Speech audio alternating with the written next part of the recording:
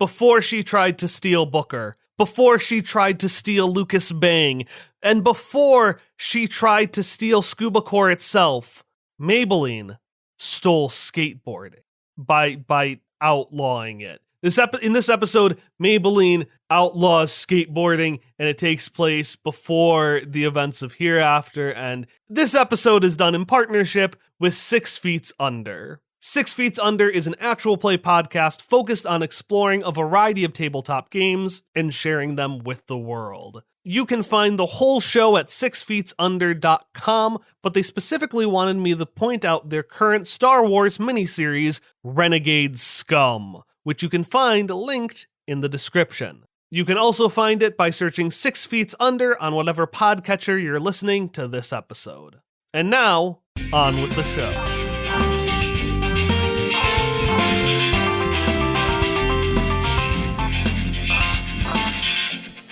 Hello and welcome back to 6 Feats Under. We have a bonus feat for you today. My name is Grant and I am not running this one. More on that later.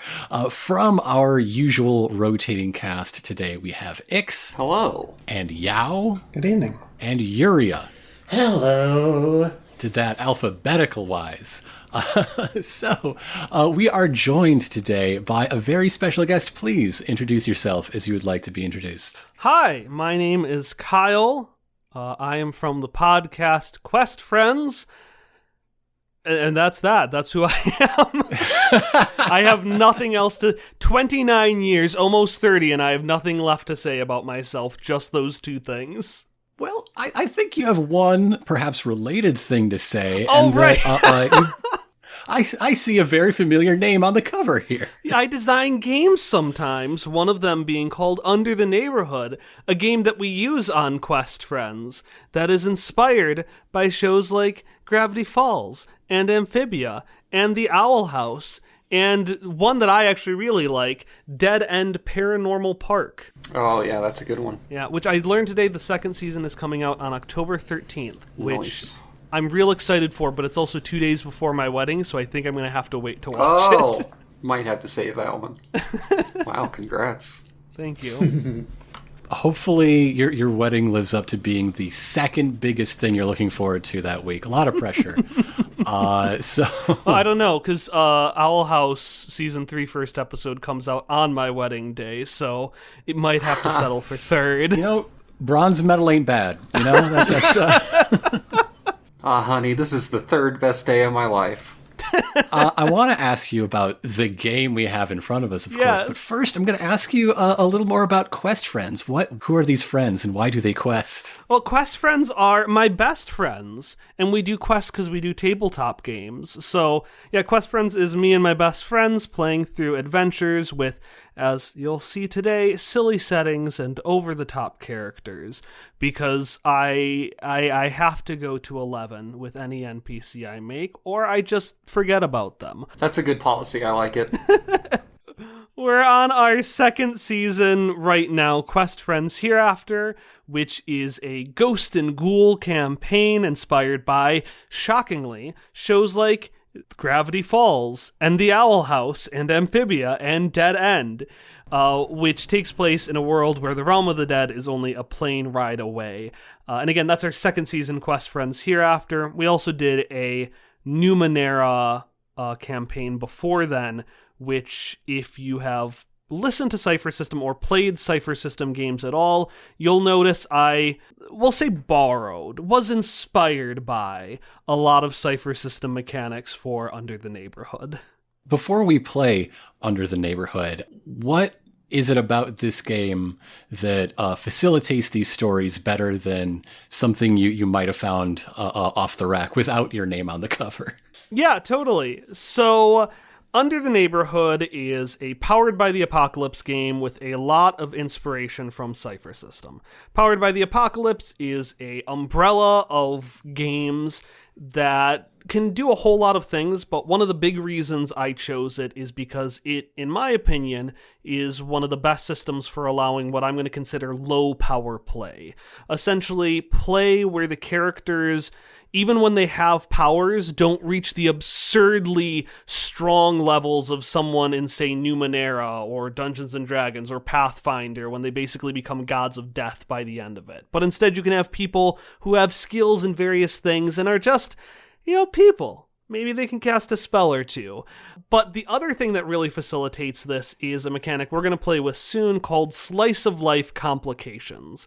I essentially noticed that in all of these shows, most of the non-plot heavy episodes start with something really mundane, and then they mix it with the magical setting in order to create a fantastical adventure that is fun and whimsical and ultimately very relatable.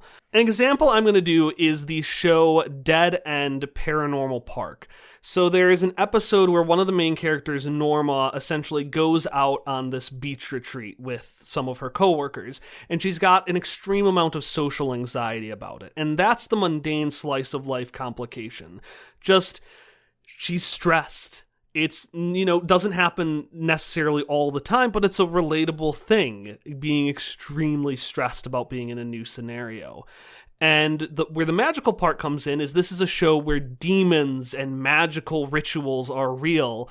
So this guy comes in who essentially is a demon that feeds off of the fears of others. So we start with this relatable thing of, I'm extremely nervous being around all these people and feel like I'm being a downer, and then we add this magical fear-sucking demon on top of it, and suddenly we have this adventure where we're hopping into different characters' minds, and we're trying to fight someone on this, battlefield of minds and fear and nightmares, and that's kind of where the game comes from. You take something relatable, add something magical to it, and then you have an adventure.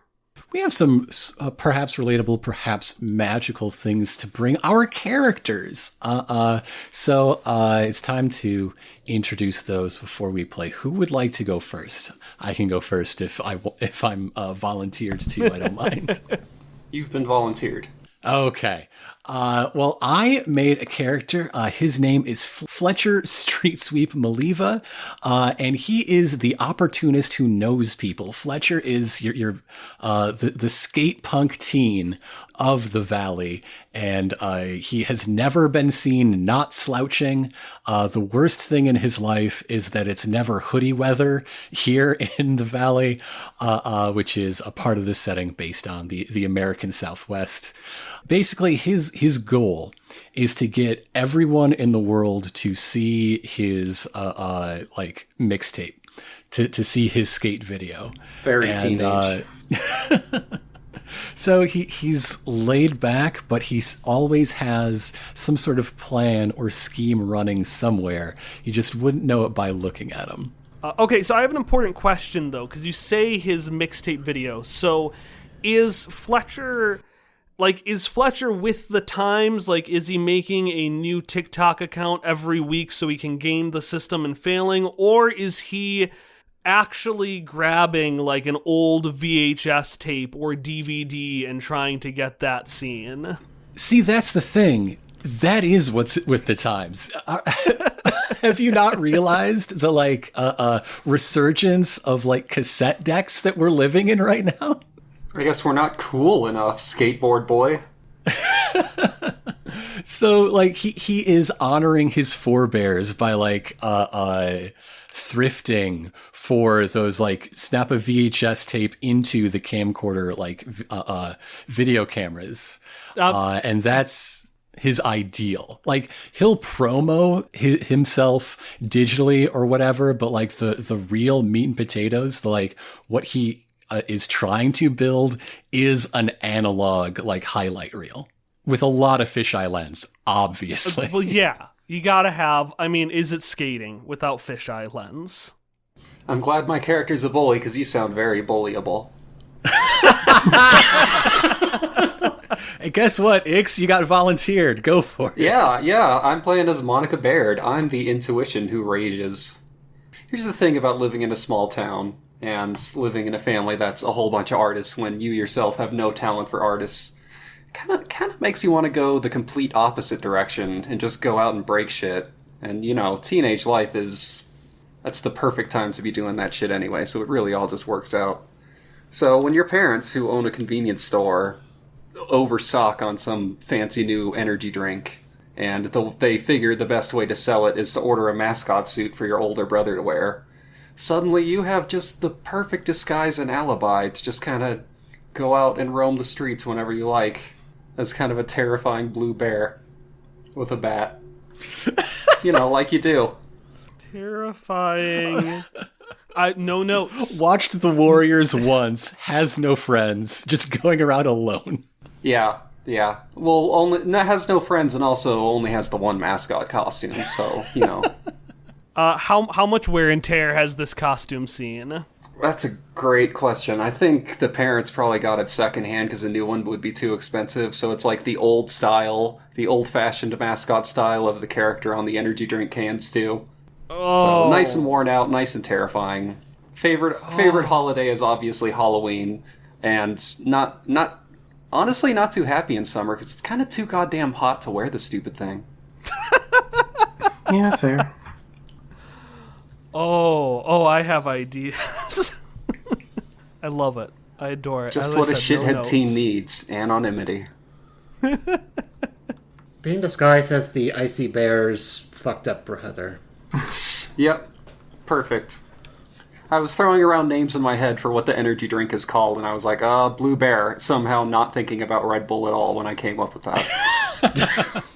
Blue. It gives you flippers. I don't know what that means.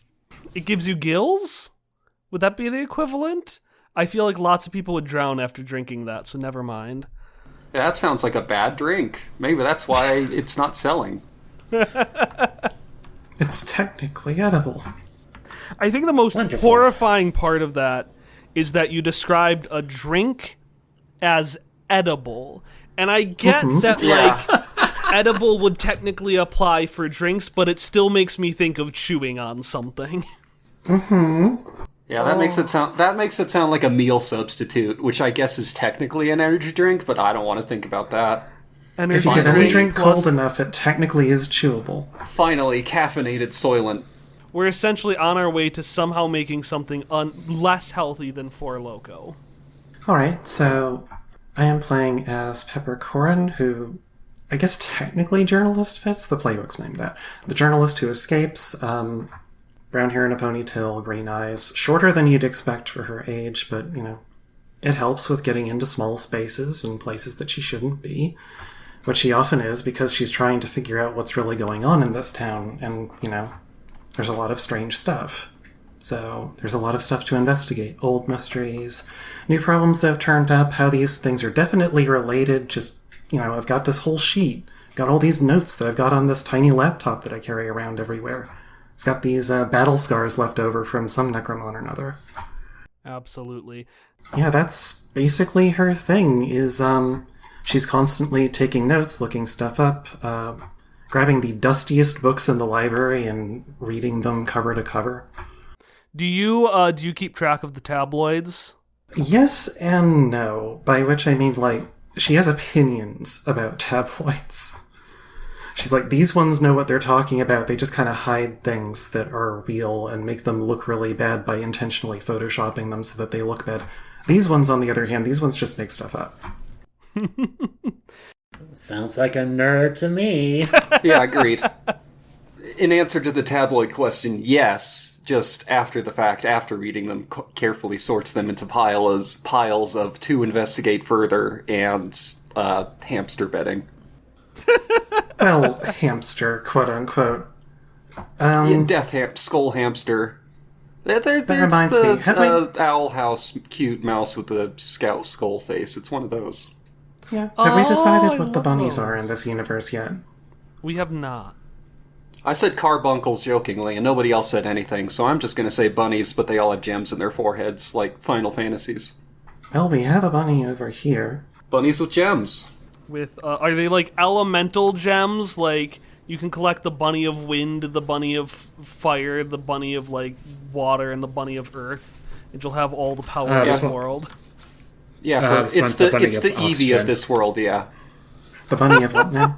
The bunny of oxygen. The bunny of oxygen. Oh, right, the elements. So do you have a gem? Are you going for the carbuncle angle? What's going on here? Well, let me introduce myself first. I'm going to be playing Vicious Kara Wabus, the animal companion who casts spells. What is this? How is a bully not a bully when she is forced into being a rabbit? Sucker. So, Kara was also a bully when she was human, except one day she crossed paths with a rather vengeful magician who decided she needed to be taught a lesson and was forced into a, well, rabbit form. That's why you only bully the weak, stupid. They can't fight back. Taps forehead. Physically, wizards can't fight back, but apparently they have magic. This fucking wizard was out in his pajamas. No way to know. He still had a pointy hat on, but you thought it was just an old-timey nightcap. My thought was even the old-timey hat was like the purple one with all like the stars and the moon to really encapsulate that nightcap feeling about it. I heard that you cast spells. Did you learn things from this nerd after you got cursed by the nerd? That's pretty sad. Well, that's the second half of this. Something caused a severance of this contract, so Kara got booted back to the mundane. However, she still kind of got stuck in this form, but at least she can use some spells. The only problem is, A, she is really upset about still being stuck in this form, and B, even though she can cast spells, she doesn't really have control over what gets cast, so have fun with that. Oh no. Tiny creature made of chaos. You know in The Emperor's New Groove how the Yzma sounds when she gets turned into a cat? That's pretty much the voice I'm imagining for this bunny. And I am not going to attempt that. Oh, I think it's probably for the best that we don't subject viewers to like a high-pitched auto-tuned chipmunkified area, yeah. But Yeah, that's fine, honestly. I think the we'll be mental fine image, without though. it. So, Clearly what we do is today's adventure, everyone's voice has been pitched up through some magical spell that you all have to take care of. Oh, perfect. That makes freaking for my healing That's character. curse. perfect. That makes editing easy. No, I got it. The rest of us will just talk really low like this, and then we'll just pitch everything up at once so that the rest of us will sound normal, but Yuria will sound high-pitched. Yeah. I can't wait to finally sound like an average human being. Finally sound.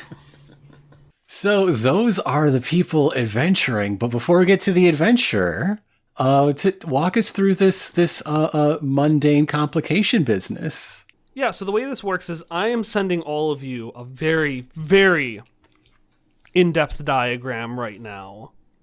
Ah, I see. The way Very the good. complications work is that each of you are going to suggest a complication for somebody else. Again, something mundane. The coffee machine is broken. My voice is very sore unless I speak very high-pitched. You know, it doesn't have to be something that happens every day, but it's the kind of thing you complain about. Another example, I got stuck in the car wash. I can't go backwards, which has happened to a friend. I've created a diagram where each of you is going to, on the diagram to the person clockwise, are going to suggest a complication that is affecting that character. Then once we've heard all four, we're going to, as a group, decide which one we want to go with, and that will be the foundation of our adventure today. I love it. It is just like at the start of one of these shows where it shows all the individual crap all the characters are going through, and you're never quite sure which one is going to turn out to be the A-plot where that somehow leads to a demon attacking. Exactly. Because So- of that, I can't help but think of it as the regular show effect. Excuse me. Speaking of voices getting weird if you don't talk high-pitched, I guess. All right. Well, while I was being an active listener and came up with one for each of you, waiting for this diagram. So the one that I had in pocket for Monica is, I think her family store has a rat problem. That's turning pretty hot. That's exactly the kind of shit they would put on me, too. Guess it's down to the corner store in the hot-ass sun. Wait, we are the corner store. Oh, we don't even have rat traps here. We used them all up. God damn it. I have to go get more from a competitor. I mean, the Valley has seen pretty bad necromouse infestations recently, so that's purely reasonable, yes. They eat just the spirit of the food so that it's still there, but it's tasteless and bland and has no It's all calories. empty calories. Oh, horrifying. Yeah, one thing I should mention is, just like how you have Pokemon in Pokemon, we have creatures called Necromon. They're essentially ghostly Pokemon that say their names backwards. So we don't just have regular mice, we have ghost mice that eat the souls of food, making them tasteless. Just real gaudy food. They're love called it. tars, so they say rat. Tars, I love it. So not necromice, but tars. They're bigger, and they bite real hard. Tartars. Tartars? I love it. It's a Tartar invasion. Here we go. Oh yeah, now it's my turn to think up something for Pepper. Let's see. Oh, I know. You're doing your weekly roundup of tabloids, and you've come to the one that you always leave for last because the only corner store that stocks it is the one that bitch Monica lives at. So you just have to go to the corner store to get this tabloid, and Monica lives there. Unbeknownst to you, rats are there and Monica is not, and I don't know if that's more or less preferable, but off you go. We didn't really come up with a name for the Necro Bunny equivalent, so I was just thinking beanies, because it's like Bunny plus Eevee. Also Beanie Babies. Well, either way, Kara is one of those, and people keep having it in their heads that somehow she would want carrots and keeps offering them. So she has way too many carrots, and she actually hates carrots. Aww. They're too sweet.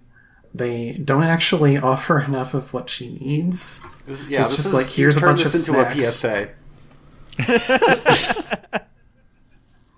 Here's just a bunch of just useless snacks that she cannot stand the taste of, and it's like, what even is this? I don't think there's a version of Eevee if you are mean to it, but you're gonna turn into that. Oh, there should be. That would be sick.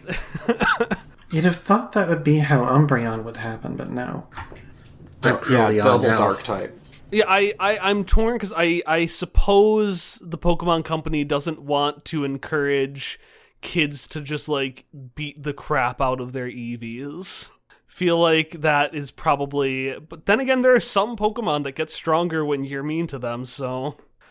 Yeah, Pokemon Company's already fucked up plenty, so Slowpoke tails. We can go hog wild, I guess is what I'm saying. Alright, so just getting so many. Well, now I gotta figure out how to fuck over Fletcher. Many have tried. Oh no! The town is starting to pass a skateboarding is a crime legislation. Oh, gross. We're doing some NIMBY shit. Skateboarding is sweep, no. they're calling it the Street Sweep program.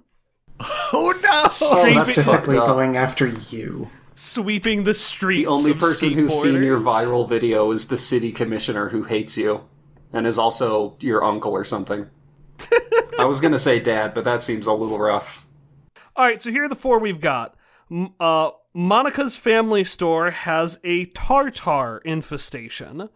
All out of traps, and they're getting in everything.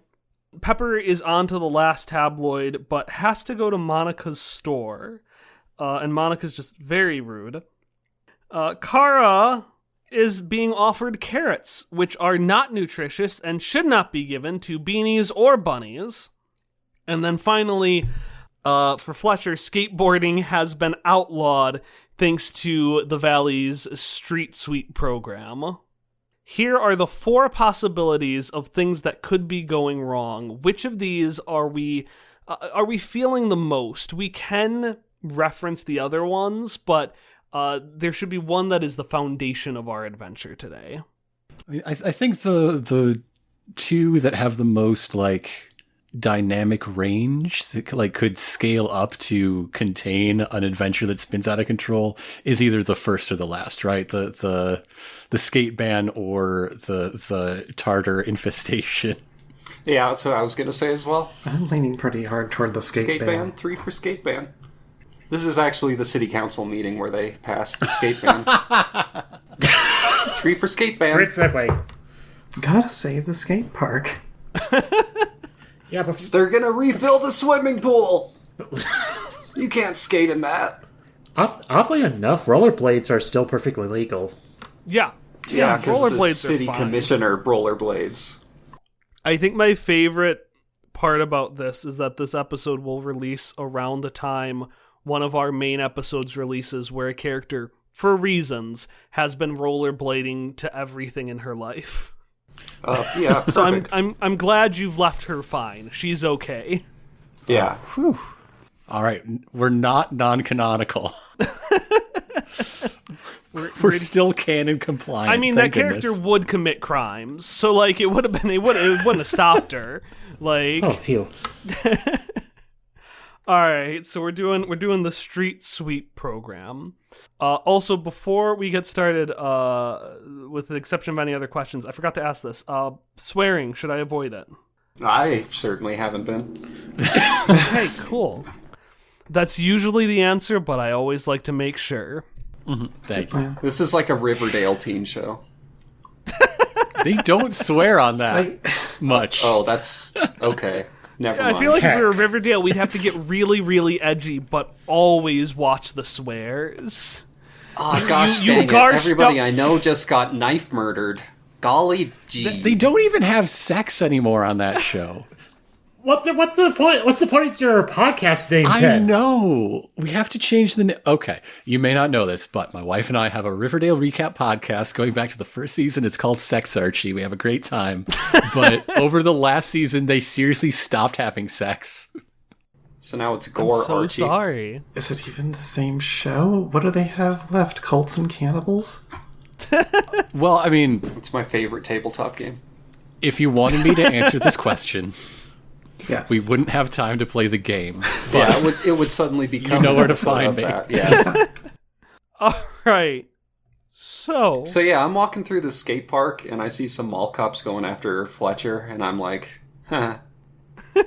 And I keep walking. we can hear the heat coming off that of sizzling the shit. concrete. We're in a massive heat wave, like, and a pretty uncharacteristic one. Like, it is not the middle of summer, but it is still just steaming hot.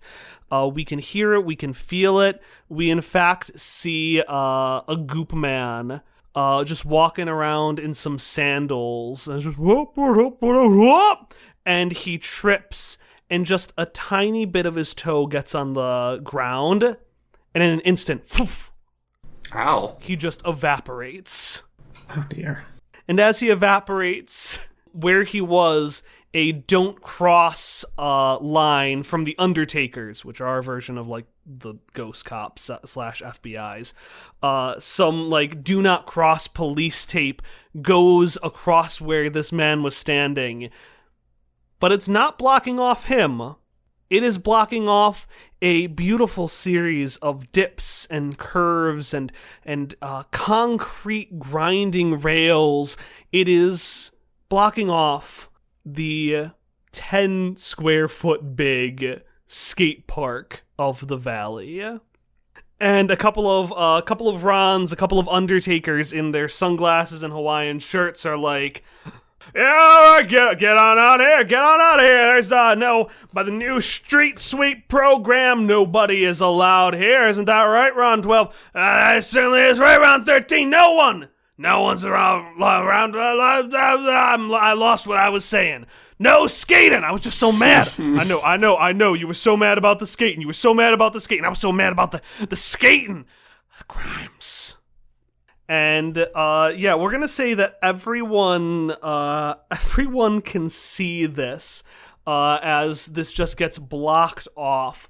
The four of you will say, just to get you together, are in there's just like a little pop-up food court kind of thing, a couple of food trucks there, which are just blasting the AC around each other, and a couple of tables.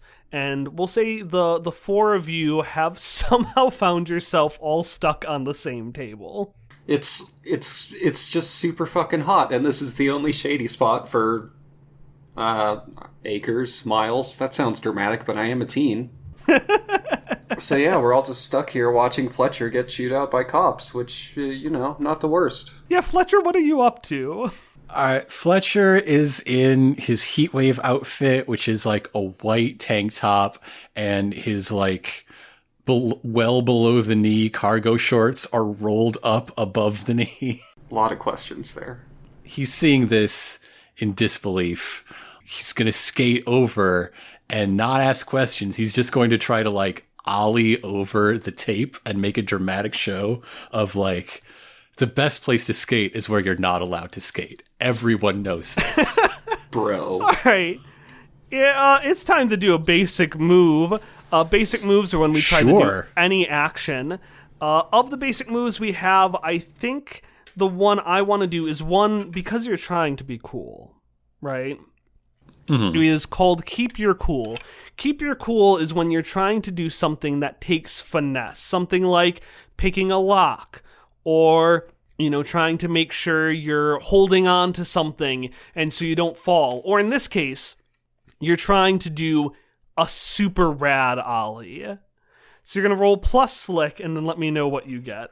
Like, Fletcher gets a twinkle in his eye and just starts skating toward this do not enter, like, do not cross tape, and says over his shoulder to the other three and everybody else who's, like, at the snack stand, hey, get out your phones. You're going to want to see this. As he, like, winds up, jumps, and that's an 11. That's an 11 plus my slick. Hell yeah. Damn it. Nice. Put away my phone disappointedly. I wanted to wipe out. One man's success is another bully's trash. All right. So, Fletcher, how do you do this? Describe this rad move you do. Right next to the park, there's a restaurant or something that is getting like a load of drinks.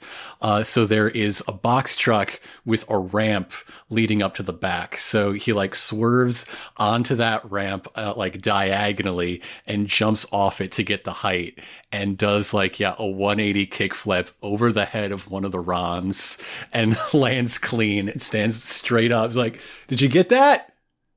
You gotta send me that. Let me give you my at. I love that ending because it completely ruins it. Perfect. Perfectly in character for a teen. Ron's, though, think it's super cool. And Ron 12 is just like, oh, yeah, I got my phone. Ron, I got it on my phone right here. Let me. Hey, Ron 12, it was cool, but it was a crime. But it was cool crime, though, but it was a crime. All crime is cool, fuckers. They hear from across the street. Yeah, I'm just from shouting. Off in the distance, you just hear like a middle-aged woman go, yeah! Nice. I'm not going to say everyone applauds, but you get a couple of applauds. People are like, yeah. Yeah, even Monica gives you a couple reluctantly. Like, God, that was pretty sick up until fucking plugged himself. Let me give you my most thunderous applause. What's that? You can't hear that? Because I don't have palms.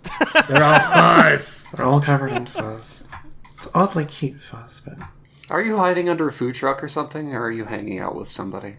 I am probably underneath a table or something. I'm pretty sure these people do not take kindly to even transformed regular people. Also, I'm reasonably certain that saying that Kara looks cute in any way, shape, or form causes Kara to immediately just eyes narrow. Whips out my notebook. What's another mark next to Pepper's name? Where are you keeping that? Don't ask questions. You should never ask about these secrets. Puts a mark next to Monica's name, too. Yeah. I've heard it before, Bunny. All right. That was okay. That was a sick flip. We gotta make that. Now arrest him. Thank you. Ron 13 goes back and points to you. Yeah, thank you. It's a crime. It's a cool crime, and you're gonna tell about it all. You're gonna tell the crime to all the other Undertakers down at the station. All right, get on down there. All right. But it was cool. Ron 12, we got to do it. All right. I know. I'm sad too. All right, get on down there. Come on. And they start motioning and walking towards you, doing like the thing that like middle-aged guys try to do when they're like tried to look tough, and I want to note these guys wear like cargo shorts, so they're doing the thing where they're like sticking their thumbs in the front of their cargo shorts and just kind of like lifting it up a little bit right under the belt, like, all right, come on, you gotta get down there, gotta get down. Fletcher is in the bowl, like he's vert skating. Like, while they argue about how cool or not the crime is, he's just skating. Pepper is trying to figure out how this became a crime in the first place, because it's never just an ordinance. There's something going on here. Are you flipping through your tabloids? Oh, heck no. I need immediate information. I'm going through the Wi-Fi. Oh, you're going through the Wi-Fi. Okay, yeah. Give me an understand roll. Understand is when you have a question. In your case, the question is, how did this come to pass, right? Yeah, so you're going to roll another stat, which is books, because our 4 stats, hearts, slick, books, and fierce, are all about not necessarily your physical capabilities, but how you approach the world. So, yeah, roll plus books, tell me what you get, and we'll see how well you understand. Is this with advantage due to the fact that I'm using the laptop? Your laptop, so that is, tell me about your laptop. So this is a relatively tiny laptop. It's like probably 12 inches, honestly, that she put together herself using some kind of kit that she found, and darn thing's surprisingly sturdy. Like, the battle damage that it has on it is from something that is larger than it looks like it should be. But regardless, this thing is, it's capable of picking up Wi-Fi out here. It's definitely capable of searching whatever we need. And this is your signature item, correct? Yep. And the way signature items work is signature items are basically, they're mundane things, though they can have little quirks that people have, like Mabel's grappling hook in Gravity Falls or Anne's tennis racket. And whenever you roll using one of those things, so in this case, you're using it to look up information, as you said, you do roll with advantage, which means you roll 3 dice to take the results of the top 2. So you do roll with advantage because you are using this. Yep. Just double checking. That plus 2, so 13. 13, so yes, full success. Wow. So could you repeat to me what is your specific question so I can answer it? Like, what are you putting into Google? Who is behind putting this out there so fiercely that now we don't have a skate park when I hadn't heard anything about this yesterday? Okay. While Pepper looks that up, I have the very Disney Channel scene in my mind of Fletcher skating back and forth across the park while the 2 cops just kind of chase back and forth around the perimeter. Speaking of Disney Channel, the person behind this is a Disney Channel original movie kind of villain. Oh no, it's Sharpay. Perfect. So you're looking through and you're Googling through the news, and it first says, oh, by an order of mayor, right? Of Mayor Uncle. That's what his name is now, because he is, he's Fletcher's uncle. I don't know. By We'll figure it out later. Of Mayor Uncle, this came to pass. But he's a pushover, all right? And you notice that recently, because of this big tournament that's been going on, that there is this big Necromon dueling megacore called Scuba Core. And a specific member, the head of press and the number 2 of the company, Maybelline, seems to be the one behind it. Now, she is, as I said, the kind of stereotypical Disney Channel original movie villain from the perspective of she is an Avon lady, a multi-level marketing woman, like someone who is wearing nothing but hot pink at all times, super long, extravagant nails, curly white and pink hair, glittering lipstick, the kind of woman who would smile at you while holding a knife in the back of her hand, but is so like aggressively one color that and that's where I get the Disney Channel villain from, of like this person is just pink personified. You see a record, and this woman seems to have this irrational hatred of skateboarding. It's not hip, it's not cool, it is unsafe and alternative. And we don't like alternative. Sorry, of everything you said, irrational hatred of skateboarders is really like the most Disney Channel villain descriptor of all. That's just perfect. Yeah. Irrational hatred. She despises them. I with a despise passion. the boards with the wheels. Snowboarding, Boards? fine, but keep it on the mountains. Boarding with wheels, absolutely terrible. Now, shoes with wheels, they can be fashionable. They're like heels, but fun. You know what I mean? Is this the speech that she was giving to the city council? Yes, but Perfect. boards with wheels, let me finish. They're just tasteless. They're not fun. Why not do snowboarding? You know, that's what I do back in my hometown all the time. I love snowboarding. What do you mean there isn't any snow? Does anyone have any real questions? Thank you. What do you mean this is a super desert? Pepper's just staring as this video is playing, just... this woman get any more square? I just... Ugh.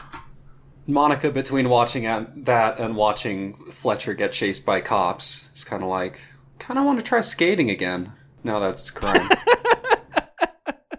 And actually, yeah, that's when you notice, Fletcher, I'm going to give you a GM intrusion. All right. So this is a cipher system mechanic where essentially you get an AP or adventure point, which you can use on one of many things. In exchange, I get to make a hard move. I get to make things difficult for you. I imagine Maybelline also has a fluffy dog under her arm at all times. Oh my goodness. Yes. I love it. You hear a barking, and Fletcher, you are knocked to the side as this fluffy Crayola dog, kind of like pink, and it's less Crayola, more like molding clay, but bright dog that's like a bright pink and little splashes of like white and other bright colors leaps on you and slams you against the wall, turning into this Play-Doh sludge, and just traps you against the wall as the Rons are pushed to the side by these two individuals wearing a long white trench coat with an SC emblazoned on it. And you can tell these are workers of Scuba Corps, the company that Maybelline is the second in command of. Monica's gonna continue to heckle like, woo, super cops. They glare at you. Yeah, Get they out- look get outta at here, you kid. and glare. Watch yourself, kid, all right? You don't want to be a part of this. Oh, also at this point, I'd say that Monica has completely forgotten that she's on an errand, if you were wondering. Good. This is I'm way glad. too And interesting. you've just been here snacking. I've just been here snacking, laughing at Fletcher. But before his attention goes to the people talking to him, Fletcher's gonna turn to this Necromon and be like, "You okay, bud? I mean, I don't know if you have a lot of practice taking hits like that. I don't know how often dogs bail, but you all right?" Okay, this is the main character. Nice to animals. This is the Disney Channel main character. It's been decided. It's kind of, you can't really make it out underneath because its mouth and the rest of it has congealed into sludge. Is this from you- splattering or from heat? From both. It was probably helped along by the heat, yeah? Yeah, it's helped along by the heat. You don't know how it feels about it, but you do know that it likes you. Oh. I was thinking something more along the lines of the adults from Charlie Brown.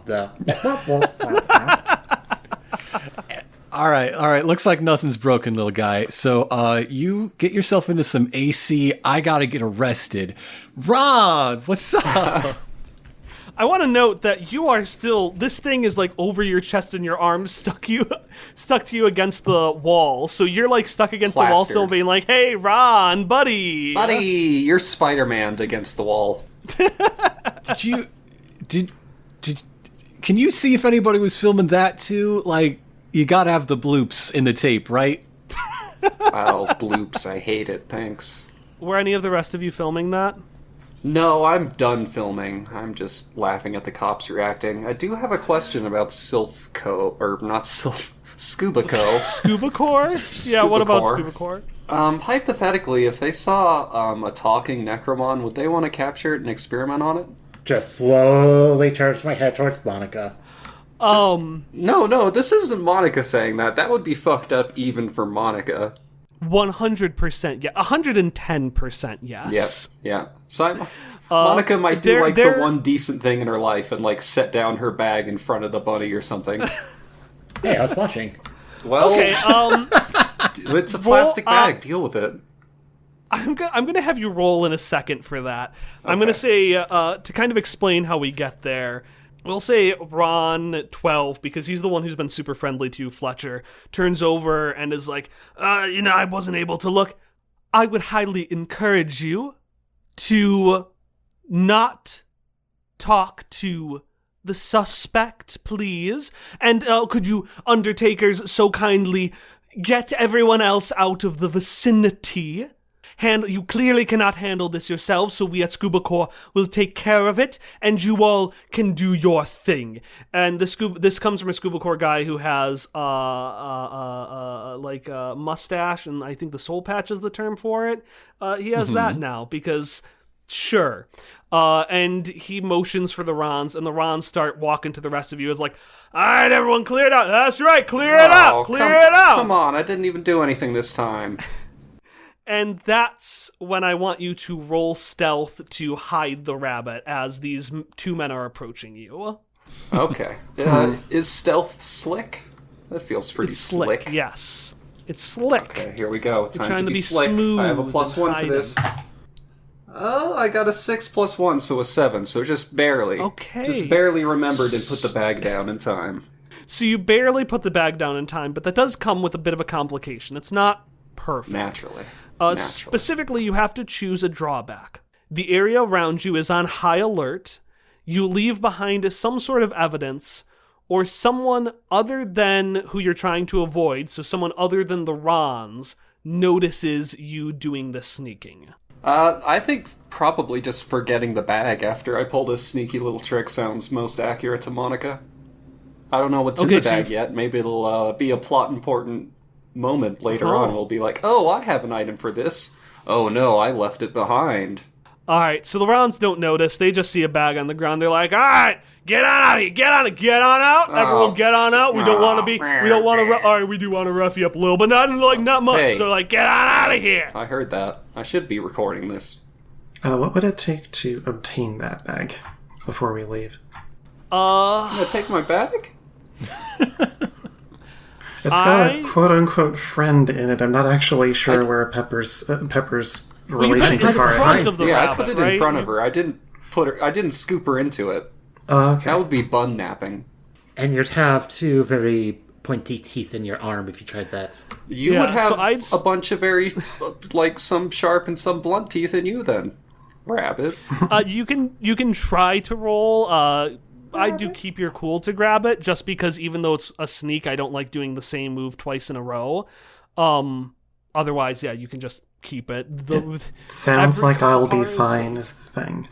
Okay. So I should probably just make our way out. Alright, so... scoop things up and go. The bunny will be fine. Alright, so... Yeah, the three of you make your way out. Where Fletcher, you're still stuck there talking to the Scuba Corps reps. Oh, yeah, I'm glued. Where you guys travel for work? You from out of town? Are we from out of town? And he points to the giant Scuba Corps space scraper that is under construction after they entered town and says, "Are we out of town, you ask?" Side note, I'd like to try... I know this is another stealth roll again, but I'd like to try to sneak back around and continue to spy on these. Are the other two, are you gonna come and spy as well? Oh, I'm absolutely going to try and spy, come on. Oh, you know the journalist is gonna spy. What about the beanie? Well, I'm not really going to be able to get far if this place is kind of crawling with people. I better stick with somebody who can pick me up and get me out of here if things get a little dicey, so... I still have a backpack. Fine. Into the backpack. I'm gonna actually let you just do this for right now. Ron and Ron aren't great at their jobs, huh? No, they're Ron 13 and Ron 12 terrible at their jobs. Absolutely atrocious. We sneak around the shawarma pharma food truck. Delicious, by the way. Food's so good it's medicinal. I'm hungry Yeah. now. I want to eat. Is Shawarma Pharma themed to like an ambulance? Yes, perfect. Okay, all right, cool. I love fictional food trucks with just awful mix-ups of themes that absolutely do not go together and have no business being next to each other. But here we are Feeling eating aw- shawarma out of an ambulance. Oh man, Feeling awful? Have a falafel. this truck was introduced in an earlier episode when the main characters were looking for an ambulance and they came upon this thing instead. And Now the alarm was that going, is a slight- shawarma pharma. Now that's a slice of life complication. Yeah. I needed to go to the hospital, but the shawarma pharma thing was there Shawarma instead. pharma truck. Anyway, we already resolved that last season. So the Scuba Core rep is looking at you, and we're gonna give him a name. He has a name tag that is going to be Peter, but the R is crossed out so that you call him Pete. And Pete looks down at you. He's like, "All right, man, let's get up, let's get going. Like you can go with the rounds if you want, but or you can go with me, but you got to be going somewhere. All right, you are not allowed here." Okay, I got a very important question that will determine the tack Fletcher takes in the next moment. Where is the skateboard? 'Cause, like, is it in custody? Is it just like on the ground? It's in handcuffs right now, apparently. I was gonna be nice and give it to you, but If it landed near me, that would play into something I was going to do next. how about if you want to give me an AP, I can say it just conveniently yeah. landed your way. Sure. All right, yeah, so I'll make take that that AP. bargain. We'll say the Rons were putting it in handcuffs, but accidentally Oh my God, guys. tripped, and it just It rolled under the slowly truck wheeled- and gone forever. Aw, exactly geez. rolled under the truck over to you, Perfect. and they're checking a truck, but they're checking the wrong truck. I don't think we've said it on mic, but you can tell this skateboard from all others because it has like large model rocket engines duct taped to the back. God, fucking nerd. Monica's gonna like groan loudly, but nevertheless step forward and be like, "Hey, get out of the way, I'm gonna go skating now." And basically try to serve as a distraction for Fletcher to get away from under the clay dog. Okay, I'll yeah. show you how to run from cops. So, roll me convince somebody, which is what you do when you try to convince someone. In this case, you're trying to get their attention.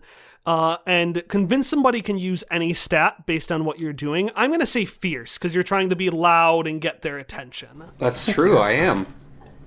In that case, I might just go ahead and use my unique move of flying into a rage, too.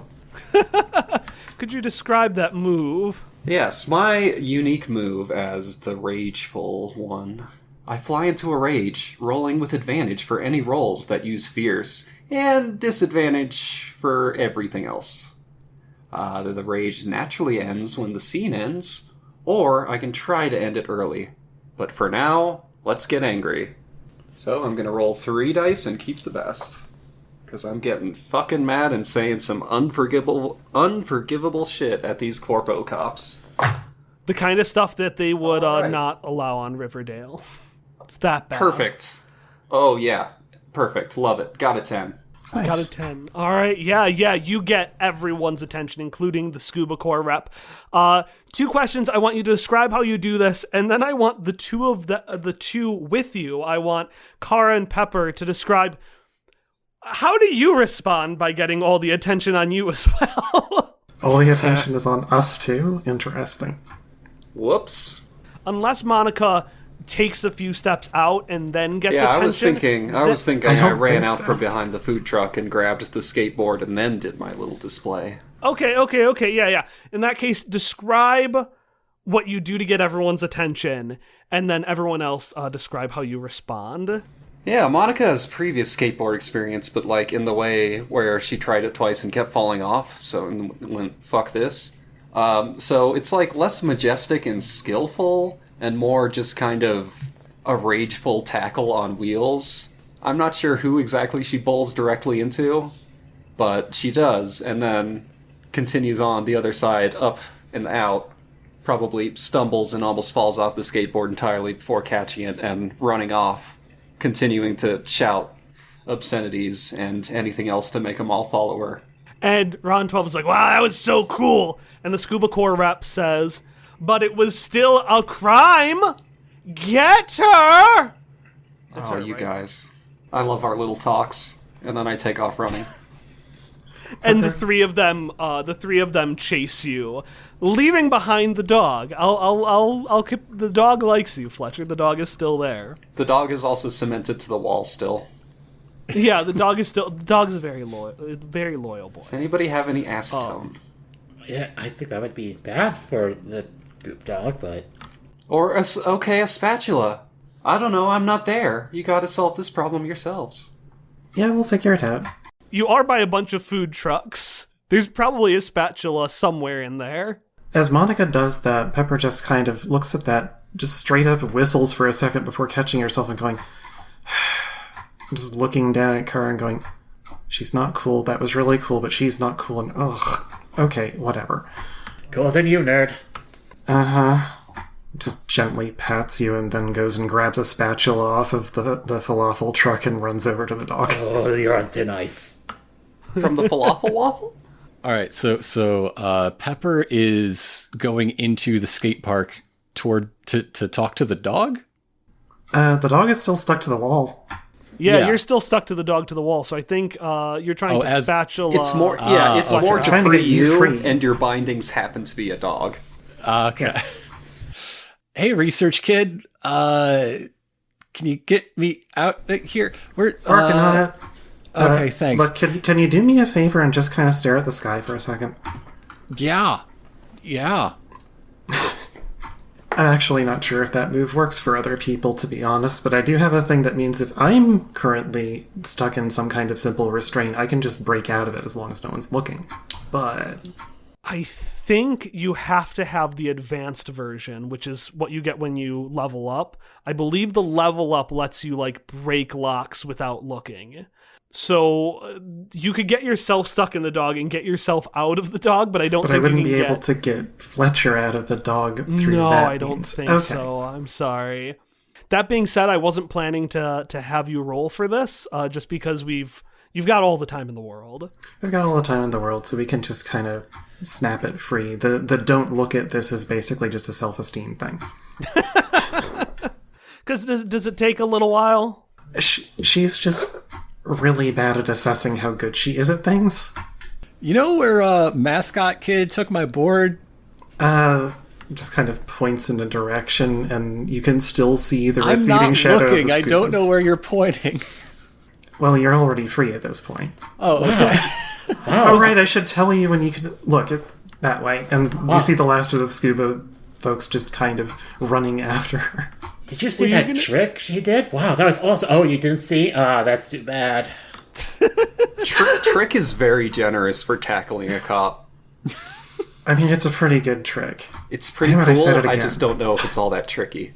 It's already got. I'm going to tell you, on whatever our version of TikTok is, it's already gotten a lot more views than sick. any trick Fletcher has done. On KitKat. KitKat? Oh, necro TikTok Kit Kat. Oh boy. Or I guess Hot Kit. All right. Well. All right. This totally blows. You're my friend. You're a critter. You can be my friend too. How are we gonna fix this? Yo, is that bunny talking? I have not said anything. Well, wait, yes, I did. Okay, You never just mind. did. Okay. Let me see what I can... Look, as long as you keep it secret from the people chasing after you. Car, roll me to take action. That's what you do when you have to act quickly. It is fierce. Question. Does this Yeah. activate its... Is this something that would be considered a threat coming towards me? You and only you would consider it a threat. Yeah, because you have... Just tell me the move that you have. I have It's Quiet, Too Quiet. I am tuned to danger, and I get a +1 forward on my next roll. If that's the case, that turns this 9 into a 10. Nice. The conversation is going on, and then suddenly time slows down for you, and you hear this flapping tick, tock, talk. Oh God, we're going you realize viral. It's not. It's not the clicking of the clock. It's the wagging of the play dog. It's the wagging of the play dodge as the little Play-Doh dog wags its tail and, seeing a bunny, tries to pounce on you. Oh no. How do you successfully dodge out of the way? Well, I think one thing I could do is that any of my spells would actually come in handy here. So which one? Let's see which one I accidentally cast. Blow this dog up.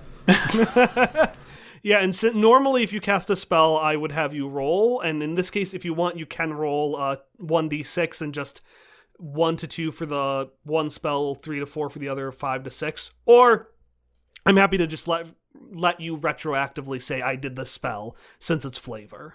Let's see. I rolled a 1, which means that is my armor spell. Create a protective barrier against physical or magical assault. So I don't really move. Oh, this dog is flat again. Except it kind of just fires against me in a sort of bubble shield, so I am perfectly fine. This dog is now like permanently more pancake-faced after today. So because you're inside of the backpack at this point, I think this means that both Kara and Pepper now have this dog just kind of splattered in a half, like, dome shape behind us. Yeah, well, it is. And Pepper notices because of the shade. It's stuck to the backpack now, and it's gone from like a long-faced dog to like a French bulldog or pug. When it comes off, and it won't right now, it's stuck to it. It will have like a short face. I still have the spatula. Yeah, I was gonna say. What's the smell like? It smells like burning Play-Doh and wet dog. Ugh. It's not a same pleasant time. smell. Which is even worse for me, being a rabbit. I just gently go ahead and scrape the dog off of my backpack and then pat the dog on the head and then start moving. Yeah, good thing you still have the spatula. They're not gonna miss it. They had like 12 in there. All right, and then what do you do next? Are you off in pursuit of the skateboard? If that's where Fletcher's going. Yeah, I gotta get that. It's like the most important thing in my life as far as objects go. But if you wanted to come along, that'd be cool, because you can cast spells. That's rad. And whatever your like performance anxiety about getting people out of traps is, I am fine with that. While you're in the middle of saying that, Pepper's just like, yeah, okay, let's go, and just grabs you and starts running. Perfect. All right, I want two things from folks other than Monica. I want someone to give me a hiding place, and I want someone to give me a general location. So like broom closet and school, essentially. Basement. You said basement? Yes. A call center. Monica, you have found yourself in a call center basement. Oh, hell. Yeah, one of those little basement windows was open and I just kind of dove in. Yeah, and the Rons are outside trying to barge in, and the scuba core guy, you can see, kind of looks at you with like the little goatee. That's what I was thinking, not soul patch. The little goatee. Pete is looking down, knocking on the door, fretting back and forth. Occasionally he calls. He goes, "Play-Doge! Play-Doge!" I should have had more than one Necromon. And he starts pacing back and forth before eventually picking up the phone and making a call. Not to the call center, to someplace else. And you are in the basement of this call center. Yeah, I want to get out the front door if they're at the back door, so I presume I'm trying to go up a front way and probably find a locked door, because what use is a basement in a call center? Not storage, a couple of skeletons and zombies, but they don't pay you much Yeah, money. Trash mobs. Hey, Monica. Ads. Yeah, is this your regular hiding places? That's how everyone knows where you are. Yeah, maybe. This might just be a window that's regularly left open, so I just kind of slip in here. Hey, Monica, what raw numbers did you piss off this time? All of them. I keep a checklist. Nice. Think that means I win at the Monica crime bingo Right, Deborah? That's right, Oh, Charlotte. you guys are so boring. I'm gonna leave now. Bye. All right, we'll see you next week, honey. All right, and you barge up the front door. These fucking zombies think they're my parents. I got enough parents. Yeah, they're like, little old ladies with like the lipstick and like the hair, and like we're wearing dresses which like aren't glamorous, but they glitter and they make us feel good. Well, that's all that matters. Okay, bye.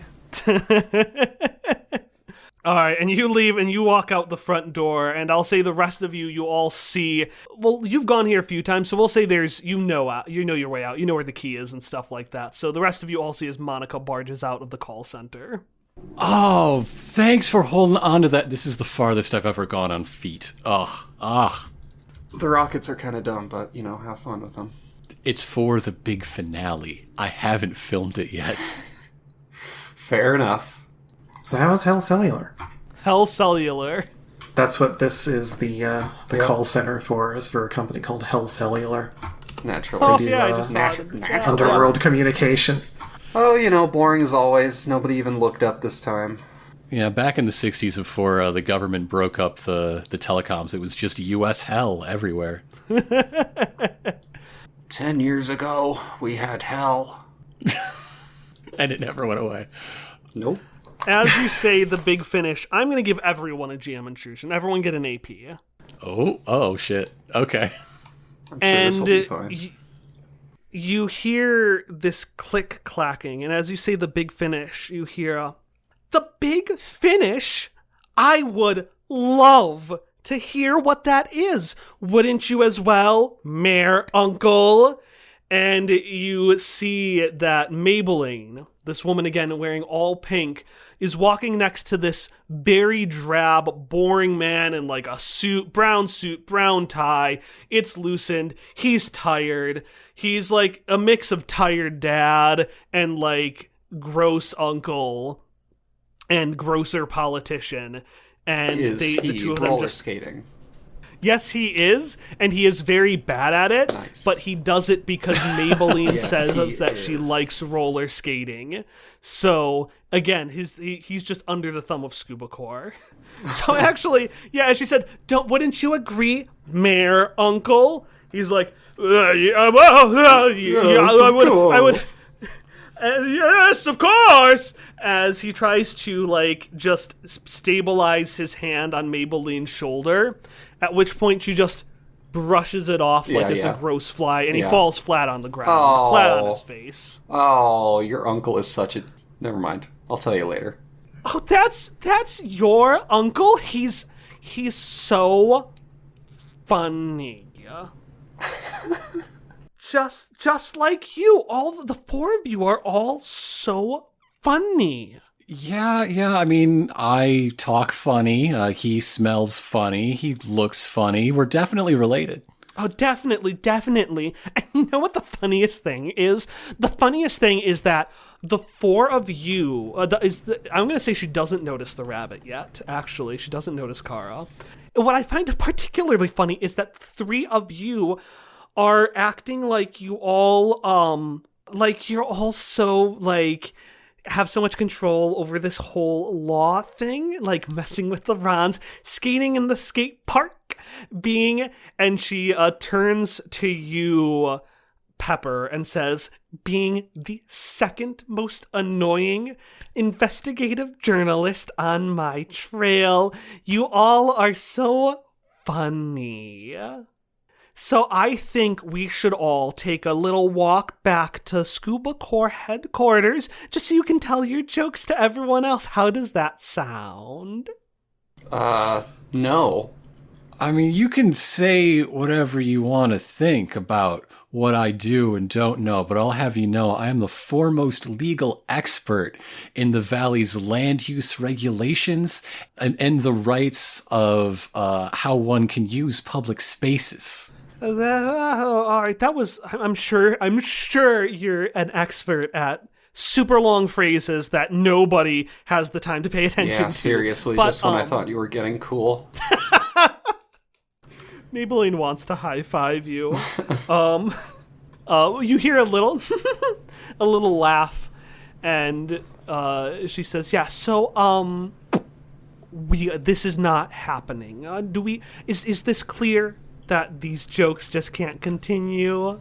So, hey, where's that dog? So, like, this is the lady who hates skating for no reason? Where's the Play-Doh? I have a reason, and can someone get that thing away from me? And you can see the Play-Doh is actually sniffing her foot, and she's kind of like Perfect. kicking it away. Someone get that away from me, please. Where is Peter? Where is Peter? Mayor Uncle? Mayor Uncle? Mayor Uncle, can you take care of that, please? And Mayor Uncle starts wrestling with the dog. Yeah, I probably should have taken the roller skates off first. As I was saying, the three of you, this will not be a problem again, correct? Oh, yeah. Yeah. Monica is not even trying to hide the fact that she's not really paying attention. Okay. This is just like usual great. adult cop stuff, you know? Like, oh, don't do that. Oh, it's so inconvenient. To me, the city person who does the important job. She laughs again and says, "All right, perfect. Well, I will let you all be on your way." And you hear her clapping away, and she pauses for a second and says, "Well, actually, I do need two things from you in exchange, though. Just two small things, if that would be mind. I do need that skateboard.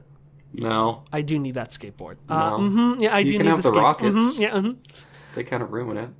Listen, I know plenty of people who love tacky things, but unfortunately, I'm not a big fan of them, and they already have too much stuff. So, I need that. And go ahead. Hey, Roberts. Fletcher shouts as I'm going to use my move, the move I get from being the opportunist who knows people. Mayor Uncle's assistant Roberts is going to pop out right now if I spend this 1 AP I'm spending. Yeah, he's helping Mayor Uncle with the dog. Describe what your move does. Tell me the mechanics of it. All right, you know somebody who knows somebody. Instead of doing a basic move, spend 1 AP to have a friend appear. Roll plus slick to convince them to help. Instead of relying on my own persuasiveness or athletic ability to escape or any other way, I want the guy who actually knows like property law in Mayor Uncle's office to say that a private citizen cannot seize my skateboard. And it's time to roll slick to convince Roberts to have my back in this moment. Yeah, well, hey there, He doesn't. That's a 6. Well, you know, he sort of resolves it. It's a mixed success. Convince somebody, sort of. But he's very upset with you. He's just in like, Fletcher, your poor uncle. Your poor It's other an uncle. injustice, though. Listen. Life's an injustice. Death's an injustice. Oh Death god, after it's death this is fucking injustice. character from every cartoon. The one who's a little too real. Anyways, so the target he's gonna. Anyways, ma'am, you can't seize private property. That is technically true. Now companies can, but from what I understand, actually before I continue, so he's going to convince Maybelline mostly to let your target, but there's going to be one drawback. Here are the 4 options. Something is preventing her from not seizing your skateboard. She's going to ask for something else in return. She's going to make an inconvenient misunderstanding, or she's going to be temporarily upset with you. I want to know what this offer is. I'm taking door number 2. What does Ms. Maybelline want in return for not seizing my skateboard? So he's going to say, I don't need a skateboard. Yeah, just, you got to understand, like, it's just like how property works, and, you know, from what I understand, and I spent a lot of time with the Scuba Corps representative, you are not the designated representative of the company. The representative is, in fact, okay, that is too much, fine, I won't see as that. I know that I am not in charge of skateboard acquisition. What should be skateboard destruction, but whatever. A quick question for you, Mr. Roberts. I can, at any point, acquire, say, a Necromon that has no home, correct? Well, I believe that is correct, yes. Perfect. Well, then I won't take your skateboard, but... And while it seems like she's been ignoring Kara this whole time, her eyes dart towards you as she just does a very dainty but very aggressive finger point. Bum, bum, bum. I will need her. Oh, no. I rolled so no. bad, I got a player character kidnapped. Well, she hasn't taken Kara yet. Hasn't taken, just is suddenly paying very close attention. Very close attention. I can't believe I call Fletcher a nerd and this is my payback. Is that said in character? Nope. Let's weigh over our options here. What is this, deal or no deal? Yeah, like on the one hand, I can be rid of the bunny. On the other hand, that would make this lady happy. She'd be very happy. She might even get a You don't want promotion. the squarest lady in the entire city to be happy. Oh, we can't be having that. Taking a snarky bunny, I can excuse, but getting a promotion, I draw the line. Yeah, You can excuse taking the snarky bunny? Excuse me? What bunny? What snark? That's just a plushie. I suppose you're right. Your company does deal with rogue Necromon, and I want you to be sure before you take this one here. There's a terrible curse laid upon it. You're so cute. A terrible curse, really? I find that hard to believe. It can't be worse than this heat. And she takes out one of those hand fans, but it's pink and glittery, and she just starts fanning herself. Of course with it is. It's pink and glittery and has her name written across it. She does have her name. Also, the glitter, it poofs off into the air and like gets on people's faces and stuff. It particularly gets on Mayor Uncle. It's a legend spoken of around the schoolyards and the alleys of our city here. Anyone who takes this Necromon against its will is bound to have a horrible accident befall them. That's why we just live and let it roam free and wild. Right. Of course. That's a cute story. It is a cute story. It's almost as cute and funny as you are. Unfortunately, and you know what? It's one that even Oset might like. Oset being the company CEO. And I think he'd love to hear it. So, you can tell him yourself, or you can just let me have the goddamn Necromon. It's a plot. It's a plush.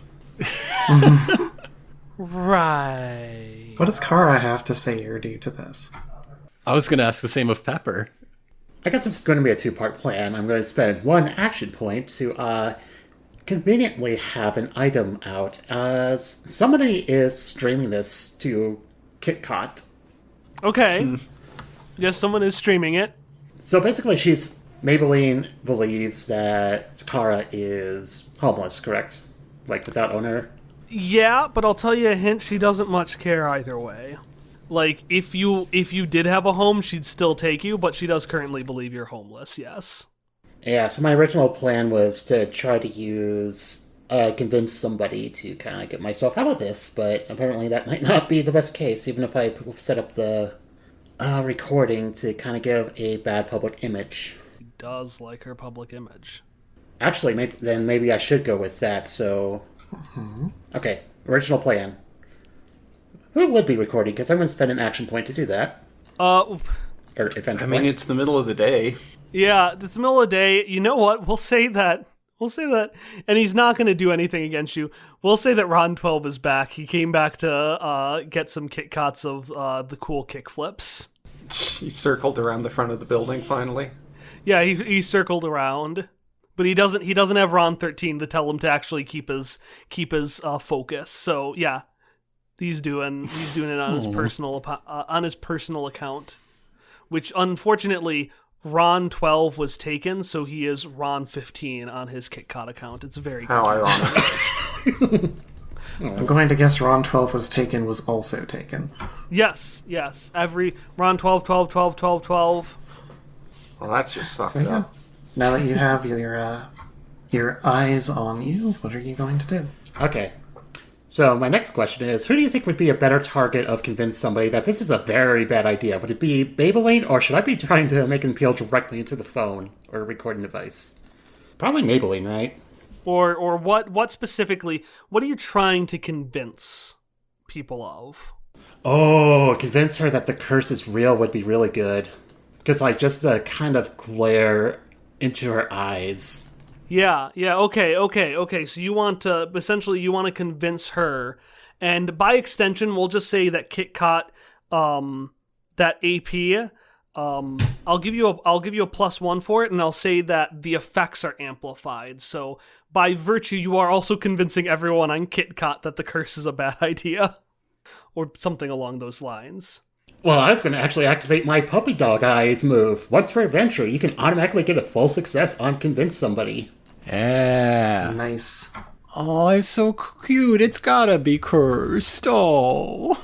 So you're trying to convince.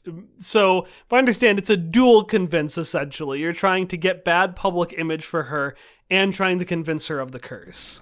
Yeah, that part would come in handy with the heart part, so puppy dog eyes would come into play. All right, describe. I will describe how, because you said full success automatically, right? Yep. Yeah, you can roll to see if you get a critical success. Roll heart or slick because you're lying or you're trying to appeal to better nature. The stat doesn't matter for a critical success. So you can roll to see if you get 2 6s, but in either case, you succeed. So I need you to describe how you are acting very, very cute to get good public perception and convince Maybelline that it is not a good idea to take you. Okay, well, I didn't get a critical success, but anyway. So as she starts to kind of reach towards Kara, she is going to widen her eyes like being cornered by prey. There's a little bit of whimper, and she is going to also kind of look into the recording device and back. And just a bunch of Ron 12 can see this. You can't, because you can't see the KitKat unless someone has pulled it up. Ron just sees a series of like hearts come in as people are just like, "Aw, so cute," and then a handful of angry faces. Mm-hmm. Maybelline, meanwhile, is like, "What are you trying to? Why are its why are its eyes so big? That is uncomfortable." And she starts fanning herself harder. Why are the eyes so big? It's the first sign of the curse, ma'am.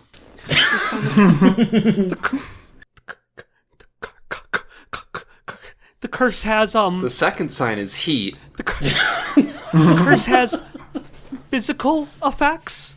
It's a curse. How many? But you never said anything about it affecting someone's appearance, making eyes so big and unnatural. Oh yeah, and this curse is proven endearing. to make someone's TV ratings go down. It's pretty nasty, ma'am. TV, as in television. Yes, ma'am. Television. Television. I heard the last person who tried to own Kara got in a car accident, but they broke their nose and it set crooked. What? What? How many degrees are we talking about? I heard that she gets into your clothes and eats them, but only your favorites. But all of them are my favorites. Well, that sounds really dangerous. They say no one who ever owns Kara got a good performance review at year end again. I knew this guy who was a chef who owned Kara once, and he lost a Michelin star. At this point, Monica's just having fun lying. So while you two are doing this wonderful thing, I'm wondering if me and Kara should just quietly leave the scene. Maybe just slide down the hill on the skateboard. You know what? Sure. Take the skateboard to safety too, because she wanted that too. Mm-hmm. If Kara's coming with. Ma'am, what do you mean you're arresting us for skateboarding? We don't even have a skateboard. There was never a skateboard Why are we here. talking about skateboarding? I'm mad and I'm stressed and she looks and she sees that there are two of you. What? Yeah. You said we were skateboarding, but we weren't. So can we go now? This heat must be getting to me. Oh yeah, it's pretty bad. It's like a curse or something out here. A curse, but I didn't take her. Take who? You can't see me, but I am staring off into the void, hot and confused and sweaty and scared. And oh my god, I'm sweating. Oh my god, I am sweating. And that's when she notices the camera. And she doesn't think anything about the animal abuse. But thinking of how, like, sweaty and, like, uncomfortable she might be looking, she's like, alright, Mayor Uncle, I expect you to take care of this immediately, okay? Stop the curse, stop the skateboarding, and I will be on my way. And she huffily just click-clacks away from the scene.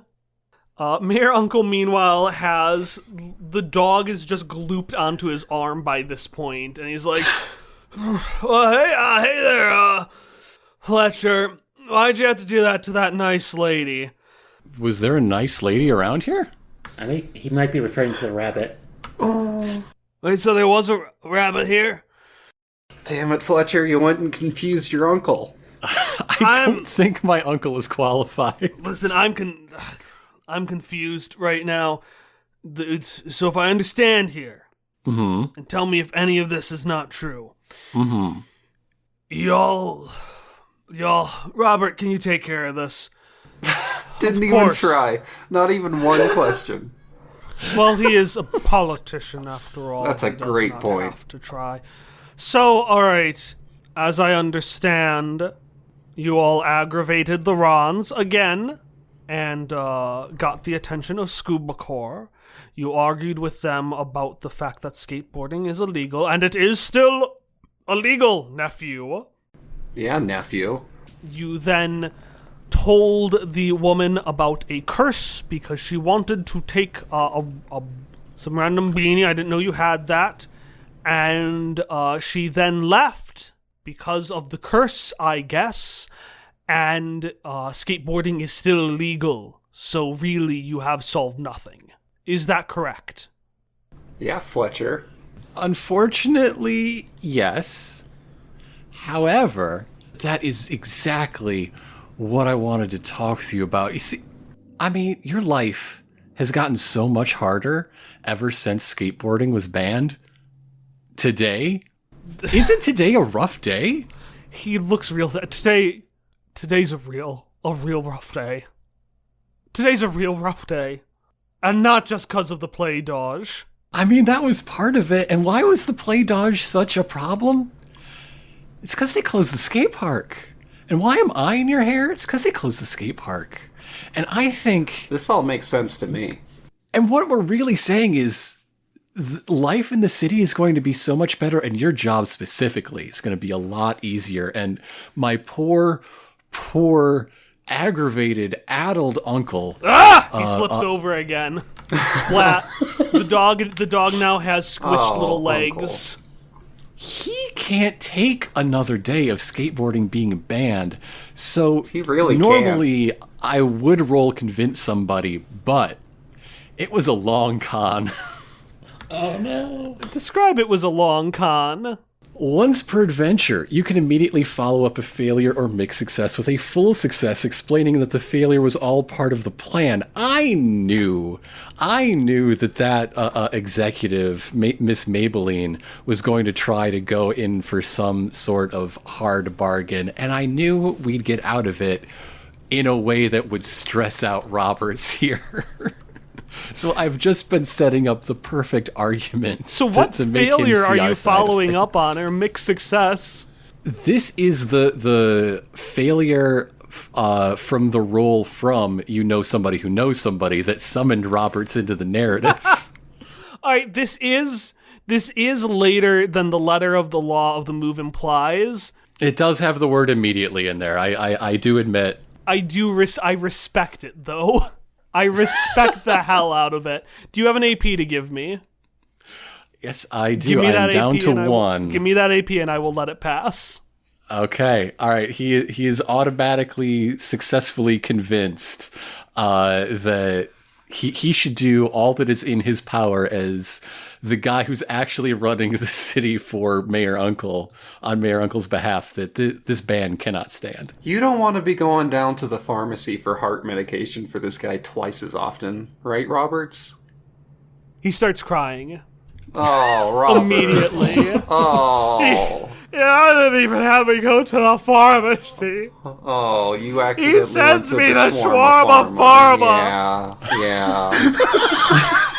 I tell him it's not medicinal, but he won't listen. Nobody listens to me. And then Scuba Core comes in and starts claiming that skateboarding skateboarding is a liability. But rollerblading isn't. Look at your uncle. Look at your mayor uncle. I really try not to. Look what roller skating has done to him. I'm gonna go. See ya. I'll go get your skateboard back. I'll be right back. You have fun with Roberts. I just love this combination of how much of a loser Mayor Uncle is and the fact that Fletcher said, look, now I'm in your hair. You have to deal with me. Look what a fail you are. Oh. Life is so hard. You know, I knew a girl once. She broke my heart, but you know what I like to do before that? You know what filled my heart with joy? What was it, Roberts? He pulls something very familiar to you, a board with 4 wheels from under his suit coat, and says, How? I like to shred. I know you do, Roberts. I always knew. I always knew. It's not that well hidden. It's a suit. You can't really hide a skateboard. It's one of them long boards, too. Yeah, really. It pokes That's out exactly the top what I and was bottom. thinking. Been walking this entire time with the stiffest gait imaginable. God. Oh, Roberts. It's a week later now. Sure. Why not? We're back in the skate park. It's a cooler day. Skateboarding has been unbanned. Hell yeah. We're all partying. Let's all get shawarma pharma. We're all at Shawarma Pharma. My parents have sent me out on another errand, and guess what? I forgot again.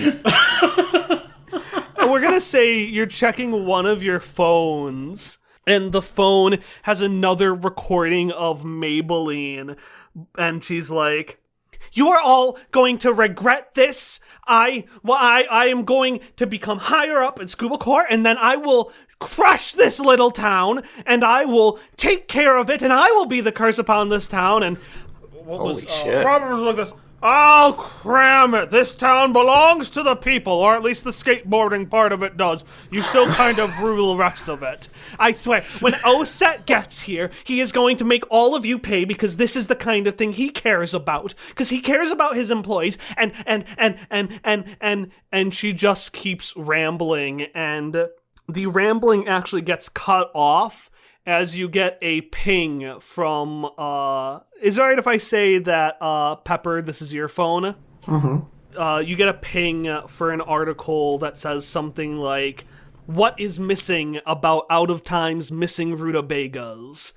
And it kind of mutes her voice, and we see the rest of you at the skate park. Getting maybe Shawarma Pharma? I don't know. I'm a little tired of it. I am skateboarding with my formerly broken in half, now duct tape back together board, though. I'm so glad. Roberts is there, too. Yay, it's Roberts, Nice. everybody. Are you skateboarding in the mascot outfit? No, that's like, shh, they don't need to know about that. Don't say that in front of the cops or the adults. It's Come a on. little too Pro Skater 3, you know? Yeah, I'm not a customized character here. I'm a real person. I'm a real All right. person. I hope it doesn't turn out that I'm like an imaginary role-played person or anything. What kind of existential nightmare that would be. Anyway, That back to would be skating. horrifying. Yeah, the whole reason why I joined in on this whole getting skateboards legalized again, it's an easier way for a rabbit to travel instead of having to hop around all the place. So is everyone skateboarding? Are we ending this in the cheesiest movie way possible, where Yeah, I think we must started be, with one skateboarder and everyone's skateboarding? Now Was Pepper everybody, just, we've all been brought together by the magic of skateboarding being a crime. Now everybody Pepper loves just it. watching this video on top of a skateboard while shredding? Pepper did literally leave the scene on a skateboard with With rockets on it. a bunny riding the front and rockets on it that we still never actually lit. Maybe you lit them in the getaway. Oh, we gotta do the big finish. All right. Stretches, cracks the neck. We rolling? We rolling? Yeah, I'm rolling. As we like have a montage of everybody having like happy community moments, but now it's a golden hour, and we see that like a ramp has been constructed. It is time to finally film the finale of the skate tape. Yeah, the cheesy pop music that's playing in the background diegetically on a boombox reaches a swell. I want whoever is doing this move to roll Keep Your Cool. Keep your cool, bro. This is like Fletcher's time Yeah, it's all you, to man. shine. It's time- This it's time is for you the to get button blown for the up or skate whatever. tape. So like we're just seeing like VHS like fidelity effects and the little like burned in timer and date in the bottom corner and everything, as he's like in close up and says right to it, "They call me Street Sweep because I clear the garbage off these streets." And then he sets up on this ramp, and I think with like a little bit of flame magic, Kara lights the rockets that just launch him up into the sky. Let's hit this You dice also get a button. +1 because of my Monica's filming and also being like, fuck up, under her breath. Okay, here's the thing. I rolled a 5. Yeah, But I know.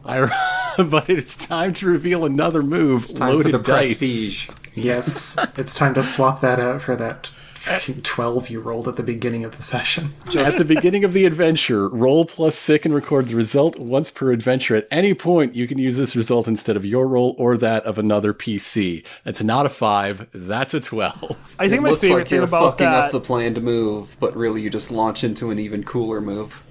I think my favorite thing is that if I heard correctly, instead of saying plus slick, you said plus sick, which for this rad ass Yeah, move yeah. is totally right. Yeah, that's pretty good, yeah.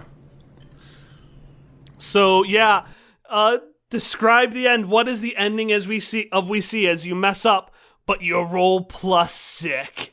The trick is supposed to be a backflip, right? It's supposed to be like a double backflip with the extra height, and rotational speed coming from the rocket engines. But this homemade DIY sketch-ass ramp has not been tested.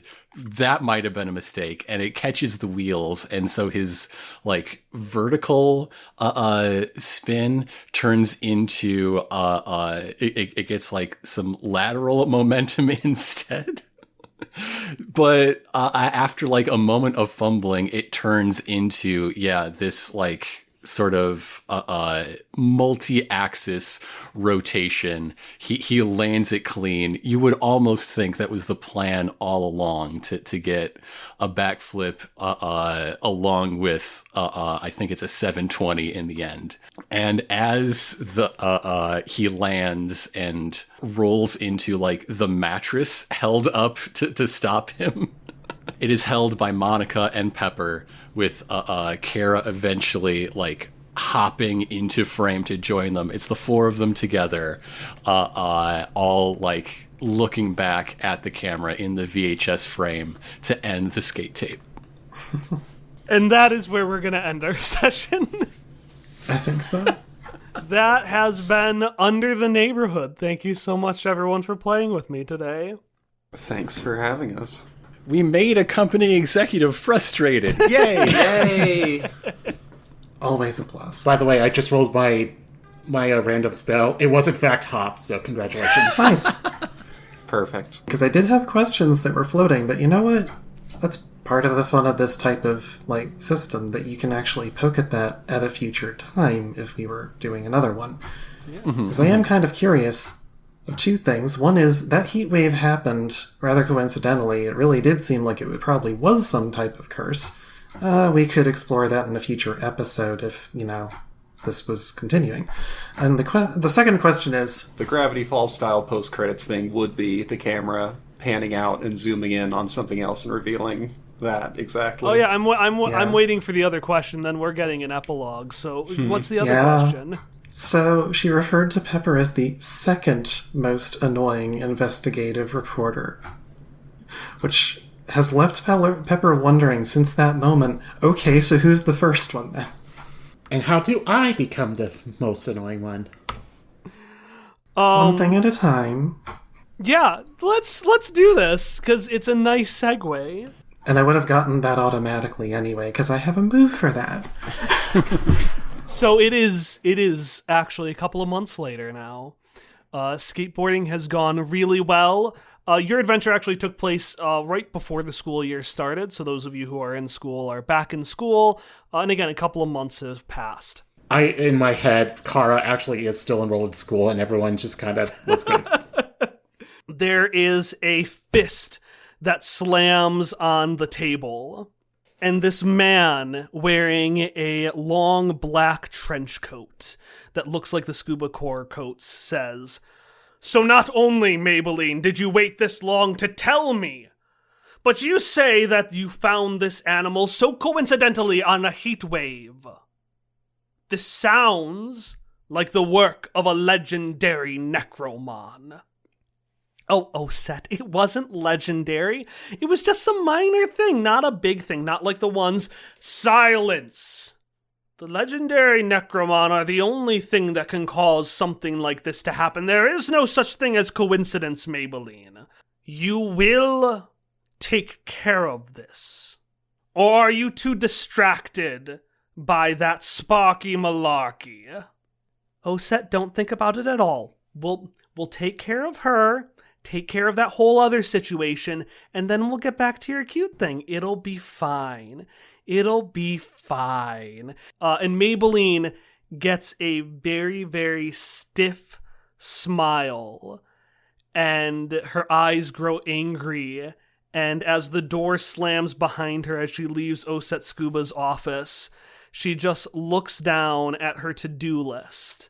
And it's a series of things. On the top of the list is take my place as number 2 on Scuba Core. Number 2 on the list is crush Sparky Malarkey. And number 3 on her list is take care of those meddling kids. There's our epilogue. You have gained the ire of Maybelline and the attention of, you already had it, but you've got her attention now. Fantastic. Well, thank you so much for joining us. This is a great time. I really had fun today. So, Kyle, why don't you tell us again where we can find Quest Friends and where the folks at home can find themselves a copy of Under the Neighborhood? Yeah, so you can find Quest Friends at questfriendspodcast.com or by searching Quest Friends with an exclamation point on whatever podcatcher you're using to listen to this right now. If you are interested in this world and these characters, that's where our second season, Hereafter, takes place. It's got ghosts, it's got ghouls, it's got Maybelline as a major antagonist, the Rons are there, and one of our main characters is that number 1 investigative reporter that Maybelline was so aggravated by. So if you want to learn about her and the missing rutabagas mystery she's working on, you can check us out at, again, questfriendspodcast.com or questfriends with an exclamation point.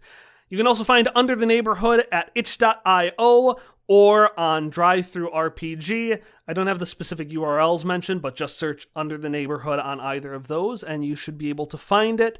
The system doesn't have any specific setting. You can use it for your own adventure in the world of Hereafter. You can use it in a show like the world of Gravity Falls. You can go there. You can go to the Boiling Isles, or you can go to Dead End. Or you can, with some help by the rulebook, create a world and characters of your own. I regret not being able to smash something. I'm so sorry. We were okay. a little These things happen. low violence this week. I was surprised you. I'll mention this. I don't know. got to tackle a cop.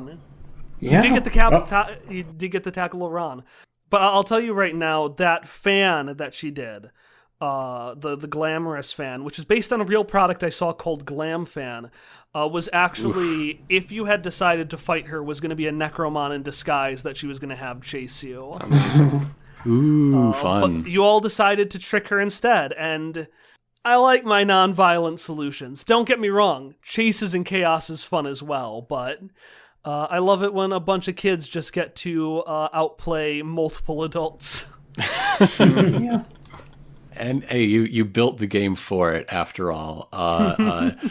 One question we like to ask in the plug zone of our guests is, what's something you would like people to check out that you have no a personal investment in, something you're not in but you think really deserves a plug regardless? So this is going to be shocking, but did you hear there's a cartoon called Dead End Paranormal Park that I really like? I did hear about this somewhere, but I yeah, can't it's really good. place where. It is a show on Netflix.